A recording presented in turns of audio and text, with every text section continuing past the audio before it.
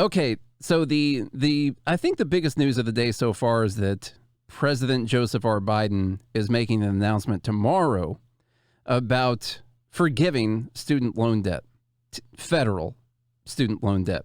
It is important to make that distinction because my student loan debt will not be forgiven because it is still held privately. And that is unfortunate. That is sad for you. For me. It's fortunate for everyone else. It's unfortunate for me. Mm-hmm. And so he's going to be making this announcement. The word on the street is that it's going to be about $10K.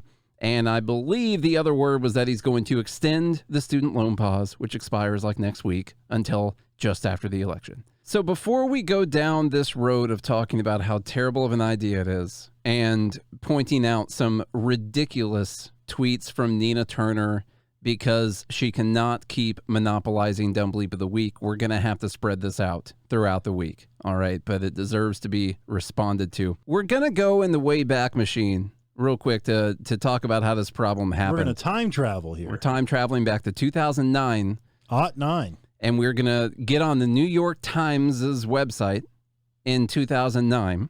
And we're going to talk about this bill that passed the House to expand college aid called the Student Aid and Fiscal Responsibility Act of 2009. Now, this bill specifically, I believe, did not get through the Senate. It didn't make it over the 60 votes. It was then rolled into Obamacare.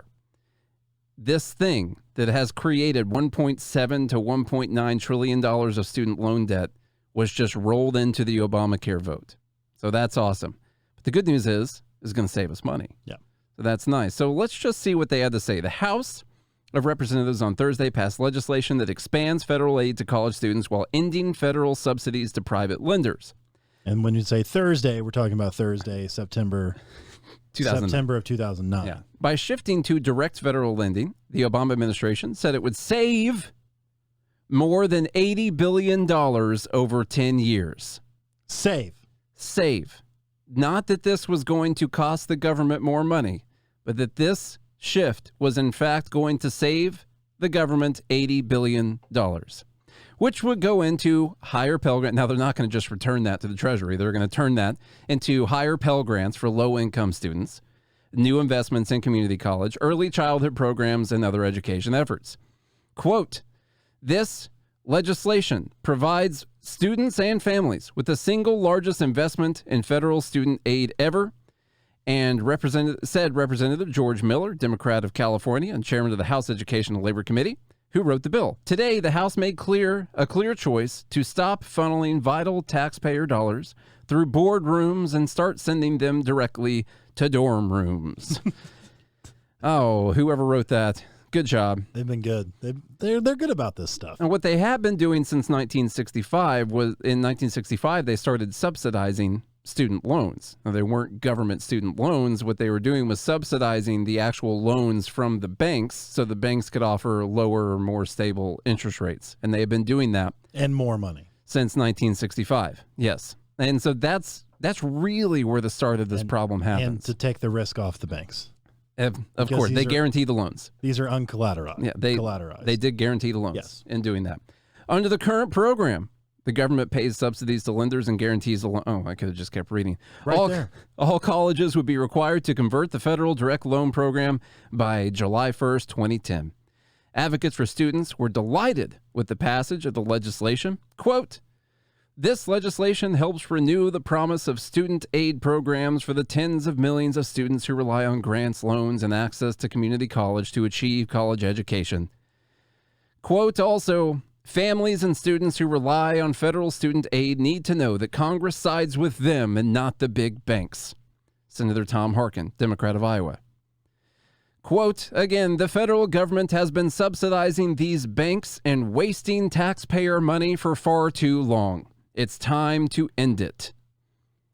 Democrats said that now the reason we're reading from the Wayback Machine is that you need to realize that we get the same kind of propaganda right now about stuff that's going to be in the future. Mm-hmm. The same propaganda style about how they were going to save money and that's going to be better for everyone and everyone's going to be able to have this college education. It's going to be better for the whole country, better for minorities, all this kind of stuff. They're on the side of the people in the dorms. And against the big banks who have been just holding this debt over the heads of all of these terribly victimized people, of course, and the government's going to fix the problem. Democrats said the student loan legislation would save enough to finance the new programs, but that's not all. It's still going to leave $10 billion extra to return to the Treasury. While Republicans called the legislation a massive entitlement spending spree and said that it would add to the deficit, not reduce it. Quote, today's vote was about expanding the size and scope of the federal government through tens of billions of dollars in new entitlement spending and the elimination of choice, competition, and the innovation of the private sector. Now, what actually happened? They saved in the money. Last 12 years. Everyone was able to go to college, and they spent less money, and everything ended up fine. Yeah. And the everything ended up fine. The Department of Education's budget went down. They returned the money back to the Treasury so that we could spend that money on people. This was actually a deficit reduction bill. That's exactly what happened. Well, let's fast forward to right now, Charlie. How about we fast forward to that? This is from Business Insider, and the title is Biden student loan debt forgiveness would cost $300 billion. Report says less than half of the defense budget. That's very important for the title of the article. Yes. They're reportedly going to cancel $10,000 in student debt for some borrowers. Some. The announcement targeted at borrowers making under $125,000 could come on Wednesday. So if you're a doctor with $500,000 in student loans, you don't get that $10K off there. A new estimate from the Wharton School finds forgiveness could cost $300 billion this year because we have enough money. Well, we have extra money from that Inflation Reduction Act. That's right. Yeah. The price of the student loan forgiveness pales in comparison to other major federal expenditures. Defense spending is projected to cost nearly $8.7 trillion over the next decade, according to the Congressional Budget Office, and will cost $796 billion in 2022 alone. All right. Now, that's a lot of money. And they want to point this out because clearly the job of the media is to carry water for the presidential administration, depending on who it is that's in power. And so when they talk about what this is going to cost, they have to compare it to other things that we pay for and what those cost to try and make it sound as good as they possibly can. Now, do we pay too much for our defense? I think that is a very real possibility. Now, since we pay too much for our defense, does that mean that we should also just pay for a bunch of other stuff too? It makes total sense. Yeah. Yeah. The idea is since we pay so much for this over here, well, then we must be able to pay for all this over here. Yeah. It's like with your house budget, when you're budgeting for your house, Nate, you're like, oh, wife, we're making, too many Target runs. It's very expensive. We spend $1,000 a month at Target. So now we can just, even though we're out of money, we don't have any, and we've already borrowed all that we can. We're just going to add on a $500 a month run to Sephora. Then you can make the argument that, well, it costs half as much as we go to Target on. Yeah, I mean, look. So it's no big deal. This new car is going to cost $500 a month. Well, that's like a quarter as much as what my mortgage is, so it's fine. Who cares? Fine. Yeah. Do you need to see how much money you have? No, it costs what it costs first off, and it's nothing in comparison to the other things that we spend money on. Why do we need to go further than that? You fascist. Come on. The $300 billion is also a fraction of how much borrowers hold right now. America's student loan debtors currently owe $1.7 trillion. Student loans currently aren't even profitable for the government. Wait, what? They were going to save $80 billion a year now, but they're not even profitable for the government. A July report for the Government Accountability Office. What the fuck did those guys do? Nothing, clearly. found that federal loans are actually projected to cost the government $197 billion instead of bringing in what the Education Department estimated as a $114 billion profit because of the various pauses and changes over the last couple of years. Just the last couple of years. Yeah. So they're losing $200 billion on the loans that they hold right now, and it probably would end up being more than that anyway, from this program that they were going to actually save $80 billion on. Not only that, they were going to make $114 billion in profit. Yeah. So that's literally a $312 billion swing on top of the $300 billion they're going to spend with this new bill. Now, since this is their debt technically that they paid for, does that mean that they're technically going to have to file bankruptcy here? Is that what they're going to do to get this off of their books? Mm-mm. They have to restructure, reorganize, break up the big government? You're going to have to do that? No? Separate it out into separate ticker symbols? Yeah. Anything like that?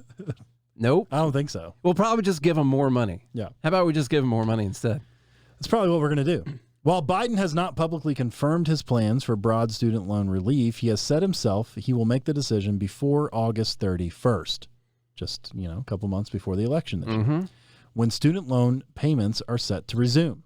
Vermont Senator Bernie Sanders recently called for Biden to cancel every single cent of student debt in this country. And groups like the NAACP are keeping pressure on Biden to cancel a minimum of $50,000 for every federal borrower. Why? Why? Quote, do it to reduce the racial wealth gap. Do it to capture the interest of many who will participate in the November election. Whoa. Do it for the future of American families and communities. The NAACP Director of Youth and College Wisdom Cole said in a statement. This guy's name is Wisdom. Quote, every generation will be grateful you did. Do it to capture the interest of many who will participate in the November election. That kind of sounds like buying votes. I don't know. I mean, I'm no political scientist or anything. I'm not a lawyer, but I don't know. Kind of seems like you're buying votes. That sounds like quid pro squid bribe. pro row. Mm-hmm. That If I've ever seen it. Now, what about inflation, though? Remember that whole Inflation Reduction Act thing? What's going on? And the other part, we're talking about canceling this stuff. The thing that they haven't talked about, and I haven't heard anyone on the left ever talk about, just like with almost everything else, people on the right aren't perfect either, of course. But I haven't heard anyone that wants to cancel this talk about how we're going to reduce the cost of college education. See, they're talking about like what you pay for it, which is not the cost of it. That's like the price that you're charged. That's your cost of the college education, not the cost of college education, which has just continued to skyrocket and skyrocket. I was looking at some charts earlier, actually. It's funny to watch 2010, the line, which was already trending out pretty hard. It's funny to watch the line just kind of just spike up just a little bit right there in 2010, the cost of education. I wonder why that is. Does anyone know why that is? It just got more expensive, Nate. Just greed, right? Yeah. The colleges got better. They got better. They have swimming pools, like just various rec centers. They have safe spaces. Rock climbing. Those are expensive. Rock climbing apparatuses. Mm-hmm. Yeah. They got skydiving, canisters. Gotta have all that stuff when you're out there getting a degree. Yeah. For sure. It's got to be fun when you're getting that degree. Now, it's, we took a bunch of money. This started in 1965. Just look at the chart from 1965. Well, actually before, but we'll just watch how it changes. We started subsidizing.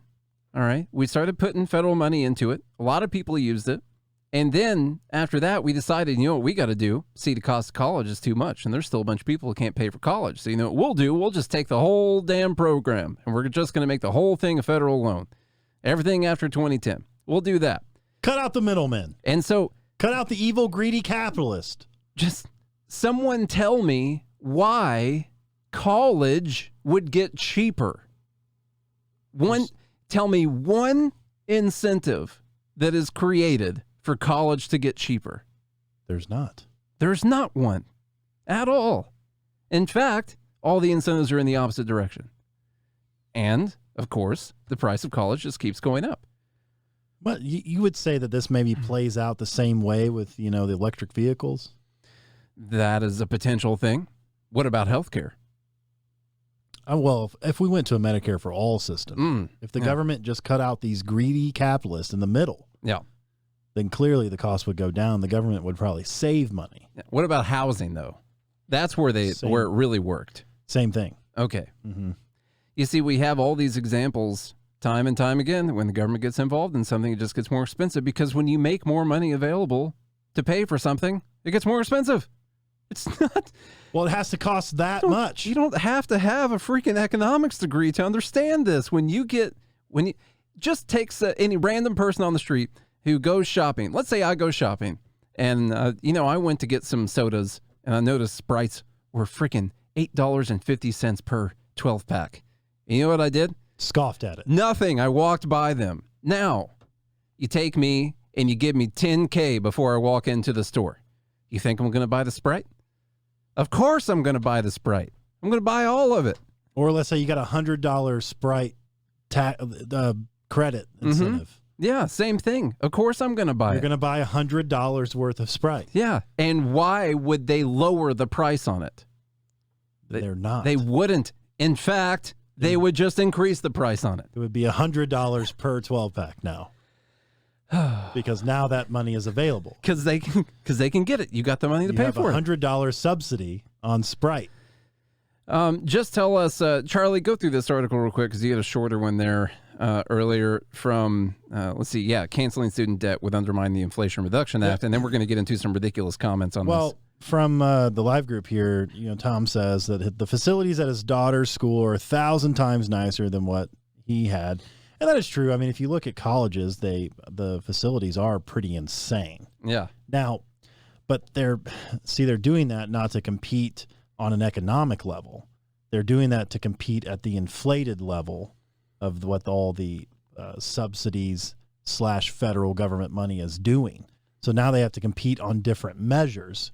Well, they have to attract the students to come to their place so they can charge the crazy prices. Whatever they want. So what does any of that do? Like, I don't know what, you guys are probably going to school for different things, but could we say that her stuff was 1,000 times nicer and she also came out with 1,000 times better education than you did? Was she 1,000 times more educated when she got out? I know these are different. She's probably naturally smarter than you anyway, Tom. And I'm not being mean to Tom. I'm trying to be nice to Tom by talking nicely about his daughter. Of course, I'm sure you would agree. Yeah, see, he says she's a way better student than me. Yeah. So we're not making females an accurate typically comparison. are, by the way. But none of those things make your education better. In fact, it gives you a hell of a lot more distractions from your studies and your education. It's just ways to attract people to come stay at your resort for the next 4 years. That's all it is. We don't crack down on parties at all. Do as many keg stands as you want. Yeah. We'll provide the kegs. Okay, continuing on here from the CRFB. Yeah, I don't remember what this is. I think it's a blog. Or no, it's not a blog, but it's some type of organization. We know that for sure. So we've determined, I'm going to tell you the name here, Committee for a Responsible Federal Budget. So they're biased fascists anyway. But. Canceling student debt would undermine Inflation Reduction Act. Now, why would that happen?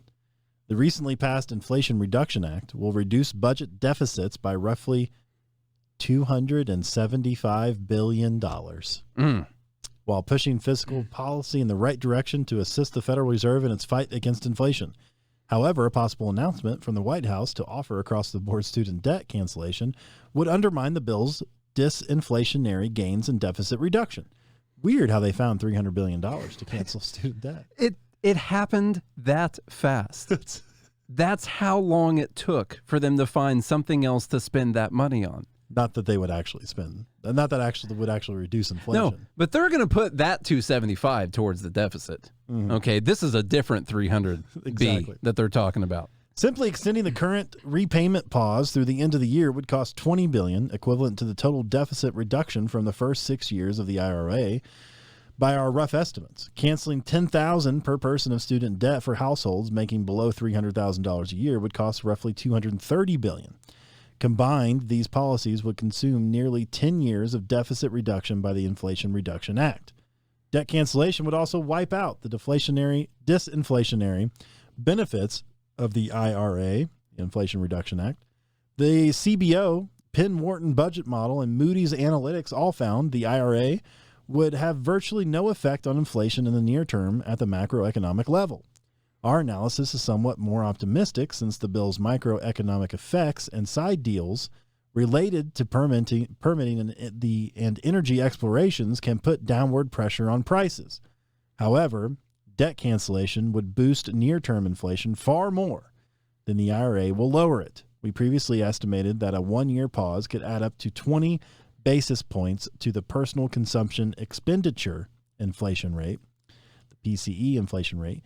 Using a similar analytical method, $10,000 of debt cancellation could add up to 15 basis points up front and create additional inflationary pressure over time. So we're just going to go ahead and wipe out any type of inflation reduction that was even projected from the Inflation Reduction Act. And then some. We get all the news stories talking about Inflation Reduction Act. And here a couple weeks later, we're literally just going to wipe it all out. Just gone. And why does this cause more inflation? One, here's the main thing, and this is where you start sounding cruel. When you get rid of these payments for people that they expect that sometime they'll have to pay. Now, one problem has been that they have not expected that they'll have to pay them. They've been on pause for a long time, and a bunch of people just stopped paying, of course, overall. But when you remove these payments for people, then they decide that they have a lot of extra money they can go spend on a bunch of other stuff that they were going to spend a couple $100 on their student loans for. Now, people like Nina Turner would say, well, you're just being cruel right now. You don't want people to have extra money to spend on things like bills and stopping their kids from starving to death in the streets, you know? And so you obviously want that to happen. But what's actually going to happen is we're just going to get more inflation. People are going to have an even harder time paying for stuff. And then we'll just complain about that later, I guess. Yep. We'll act like this never happened. Yep. Tell me what Nina said, Charles. All right, Nina Turner tweets, canceling $10,000 in student debt when the average white borrower is $12,000 in debt, while black women hold an average over $52,000 isn't just unacceptable. It's structural racism. So we'll take all the white people, and they owe about $12,000 on average, and then we'll take just the black women, and they're about $52,000. Now, from what I can tell, she just made those numbers up, because I did look into all of this, and I find nothing close to any of that, especially on the white borrower side. But anyway, structural racism, Charlie. Canceling the same amount for everyone, regardless of their race, is the very definition of structural racism. Yes.